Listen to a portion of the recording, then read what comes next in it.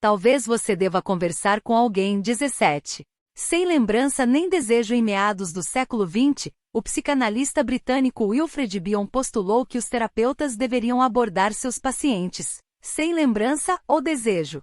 Segundo ele, as lembranças dos terapeutas estavam propensas a interpretações subjetivas, mudando com o tempo, enquanto seus desejos poderiam ir contra o que seus pacientes queriam.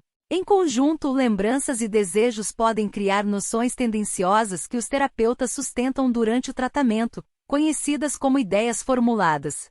Bion queria que os profissionais entrassem em cada sessão comprometidos a ouvir o paciente no momento presente, em vez de serem influenciados pela memória, permanecendo abertos a várias decorrências, em vez de serem influenciados pelo desejo. No começo do meu estágio, fui orientada por um seguidor de Bion e desafiei-me a começar cada sessão sem lembrança nem desejo. Adorava a ideia de não ser desviada por noções preconcebidas.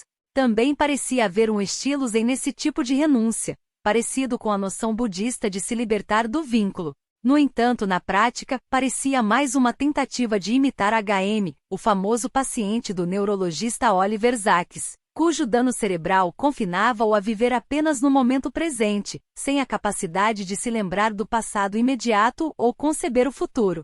Com meus lóbulos frontais intactos, não conseguia me forçar a esse tipo de amnésia.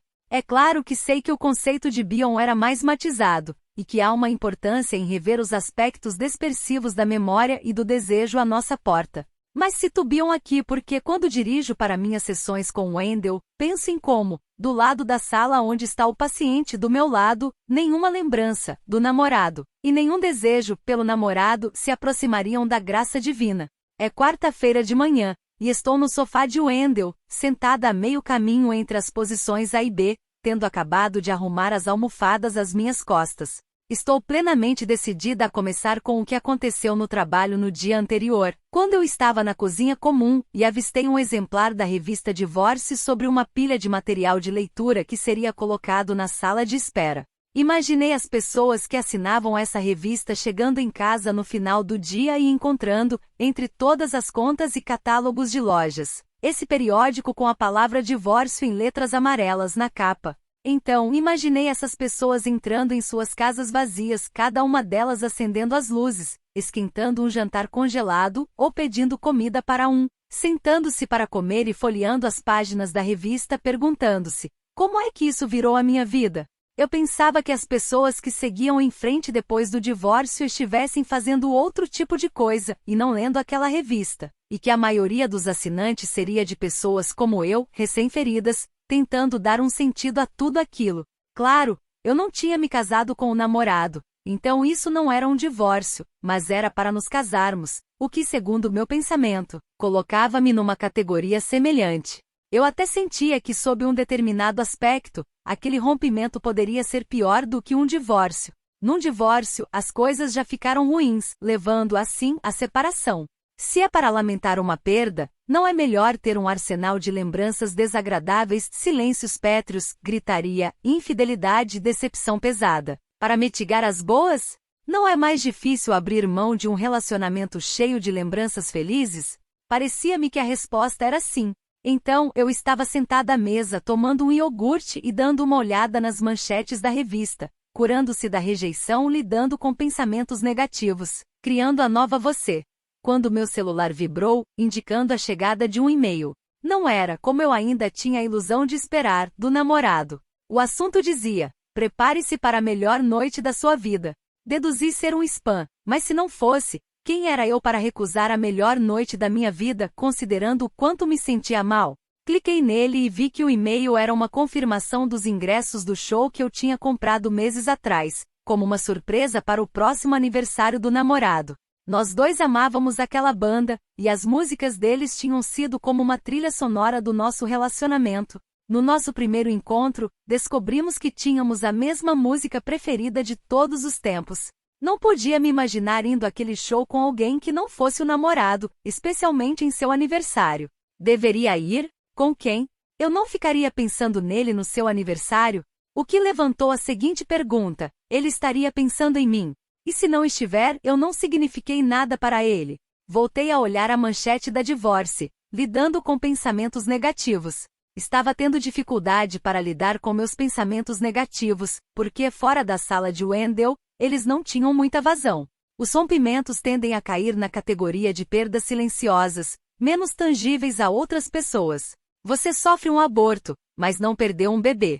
Você tem uma separação, mas não perdeu um marido ou uma esposa.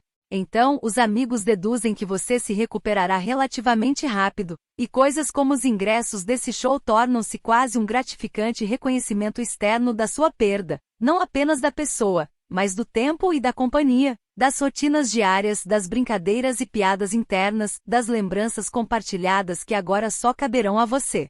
Tenho total intenção de dizer tudo isso ao Wendell, enquanto me acomodo no sofá, mas em vez de falar, tudo que sai é uma torrente de lágrimas. Em meio à visão embaçada, vejo a caixa de lenços de papel planando em minha direção. Mais uma vez, não consigo agarrá-la.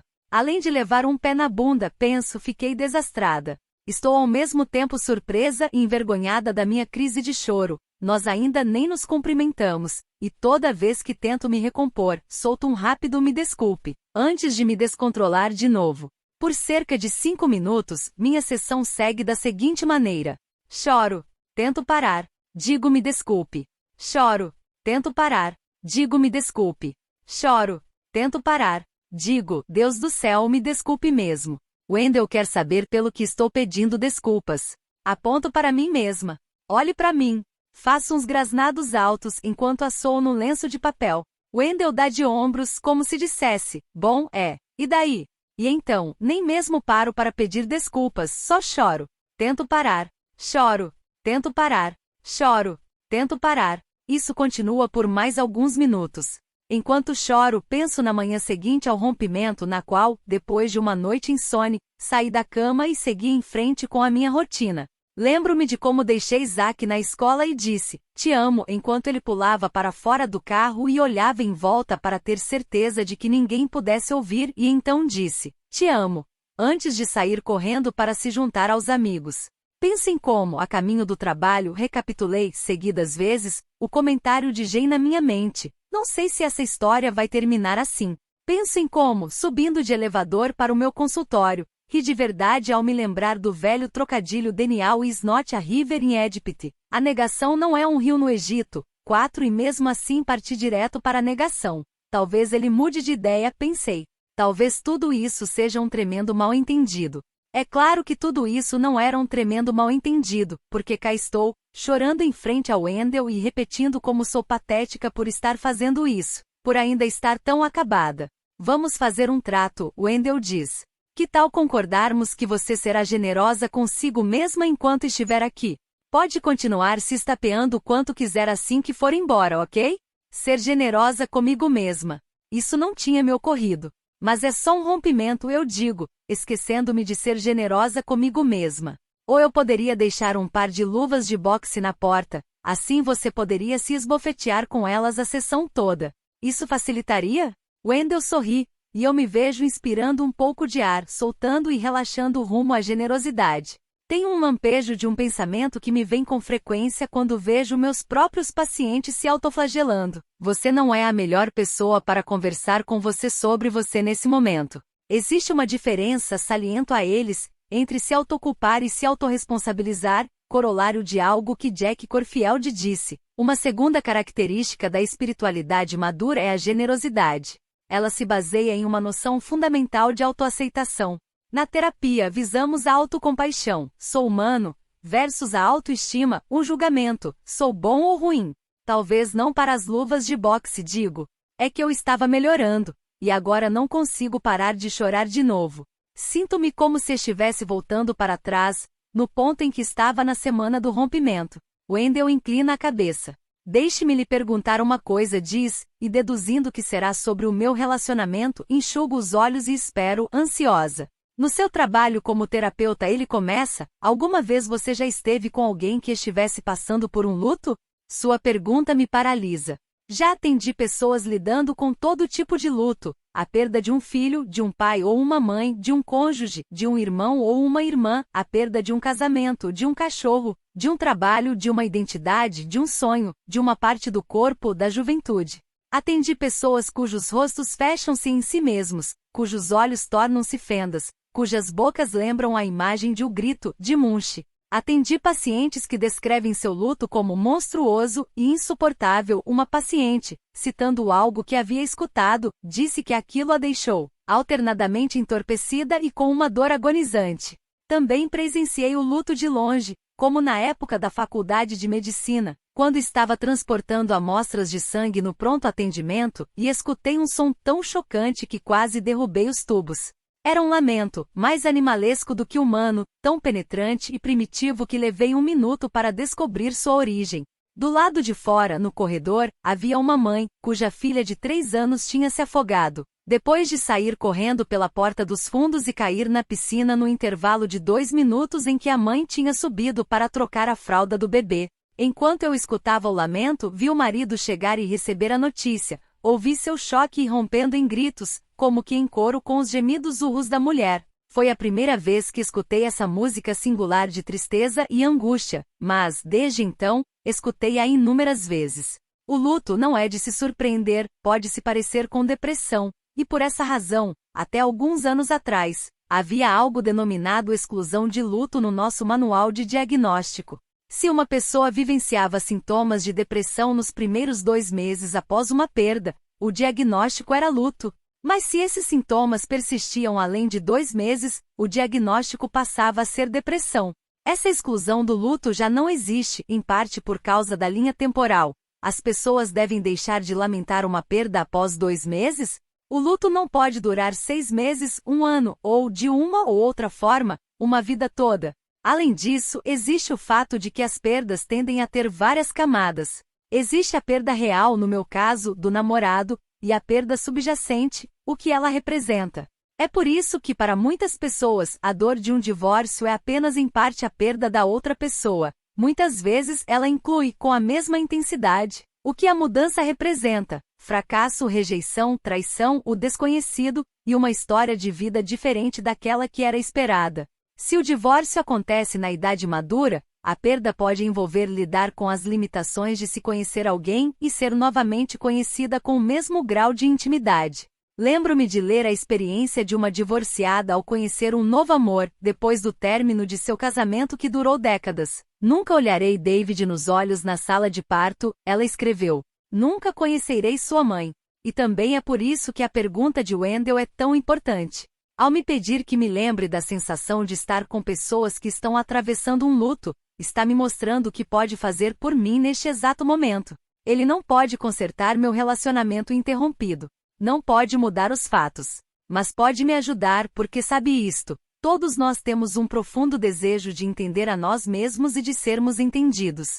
Quando vejo casais em terapia, muitas vezes um deles reclamará não de que você não me ama, mas de que você não me entende. Uma mulher disse ao marido: sabe quais são as 3 palavras que para mim são ainda mais românticas do que eu te amo? Você está linda. Ele tentou. Não, a esposa disse, eu te entendo. Ponto. Minhas lágrimas recomeçam, e penso em como será para Wendell ficar aqui sentado comigo. Tudo que nós terapeutas fazemos, dizemos ou sentimos, enquanto estamos atendendo nossos pacientes, é mediado por nossas histórias. Tudo que vivenciei influenciará a maneira como estarei em uma determinada sessão, em uma determinada hora. A mensagem de texto que acabei de receber, a conversa que tive com uma amiga, minha interação com o serviço de atendimento ao cliente enquanto tento resolver um erro na minha conta bancária, o clima quanto de sono tive, o que sonhei antes da minha primeira sessão do dia, uma lembrança inspirada pela história de um paciente. Tudo isso influenciará minha atitude durante a terapia. A pessoa que eu era antes do namorado é diferente de quem sou agora. A pessoa que eu era quando meu filho era um bebê é diferente de quem sou agora nas sessões, inclusive nesta com Wendell. E ele é diferente nesta sessão comigo por causa do que quer que tenha acontecido em sua vida até agora. Talvez minhas lágrimas estejam trazendo algum luto que ele tenha vivenciado, e também seja doloroso para ele aguentar isso. Ele é tão misterioso para mim quanto eu sou para ele, e mesmo assim cá estamos, juntando forças para desvendar a história que me trouxe até aqui. É função de Wendell me ajudar a editar minha história. Todos os terapeutas fazem isto. Que material é irrelevante? Os coadjuvantes são importantes ou são uma distração? A história está avançando ou o protagonista anda em círculos? Os pontos do enredo revelam um tema? As técnicas que usamos parecem-se um pouco com o tipo de cirurgia cerebral em que o paciente permanece acordado durante o procedimento. Enquanto os cirurgiões operam, ficam checando com o paciente. Consegue sentir isso? Consegue dizer essas palavras? Pode repetir essa frase? Eles conferem constantemente quão próximos estão de regiões sensíveis do cérebro, e se tocam em uma, recuam para não danificá-la. Os terapeutas remexem numa mente, e não em um cérebro, e podemos ver, pelos gestos ou expressões mais sutis, se atingimos um nervo. Mas ao contrário dos neurocirurgiões, gravitamos em direção à área sensível, pressionando-a com delicadeza, mesmo que isso faça o paciente se sentir desconfortável. É assim que atingimos o significado mais profundo da história, e com frequência, no núcleo há uma espécie de luto. Mas grande parte da trama encontra-se nas camadas do meio. Uma paciente chamada Samantha veio à terapia nos seus 20 anos para entender a história da morte do seu amado pai. Contaram-lhe quando criança que ele tinha morrido num acidente, mas, quando adulta, ela começou a desconfiar que ele houvesse se matado. O suicídio com frequência deixa os sobreviventes com um mistério insolúvel. Por quê? O que poderia ter sido feito para impedir isso? Nesse meio tempo, Samantha estava sempre procurando problemas em seus relacionamentos, buscando questões que inevitavelmente lhe dariam motivo para ir embora. Ao não querer que seus namorados fossem o enigma que seu pai era, ela, involuntariamente, recriava uma história de abandono. Só que nessa versão, era ela quem abandonava. Ela tinha controle, mas terminava sozinha. Na terapia, descobriu que o mistério que tentava resolver era maior do que saber se seu pai havia ou não cometido suicídio. Era também o mistério de quem era seu pai quando vivo, e quem ela se tornou como consequência disso. As pessoas querem ser compreendidas e compreender, mas, para a maioria de nós, o maior problema é não saber qual é o nosso problema. Ficamos batendo na mesma tecla. Por que faço o tempo todo exatamente aquilo que me deixará infeliz? Choro e choro perguntando-me como é possível chorar por tanto tempo. Pergunto-me se estou totalmente desidratada. E mesmo assim surgem mais lágrimas. Antes de me dar conta, Wendell está batendo em suas pernas, indicando que nossa sessão terminou. Respiro fundo e reparo que agora sinto-me estranhamente calma. Soluçar à vontade na sala de Wendell foi como ter sido envolvida por um cobertor quente e seguro, à parte de tudo o que acontece lá fora. Penso novamente na citação de Jack Corfield no trecho sobre autoaceitação, mas ainda assim começo a julgar. Será que paguei alguém só para me ver chorar por 45 minutos seguidos? Sim e não. Wendell e eu tivemos uma conversa, mesmo que não tenhamos trocado uma palavra. Ele me observou em meu luto, e não tentou tornar as coisas mais confortáveis, interrompendo ou analisando o problema. Deixou que eu contasse a minha história, hoje, da maneira que eu precisasse. Enquanto enxugo as lágrimas e levanto-me para ir embora, penso em como todas as vezes que Wendell me perguntou sobre outros aspectos da minha vida, o que mais estava acontecendo enquanto eu e o namorado estávamos juntos, como era a minha vida antes de conhecê-lo, dei uma resposta evasiva: família, trabalho, amigos. Nada para se ver aqui, pessoal, sempre voltando o foco para o namorado. Mas agora, jogando meus lenços de papel na lata de lixo, percebo que o que contei a Wendell não é de fato a história toda. Não menti exatamente. Mas também não contei tudo. Digamos apenas que deixei de fora alguns detalhes.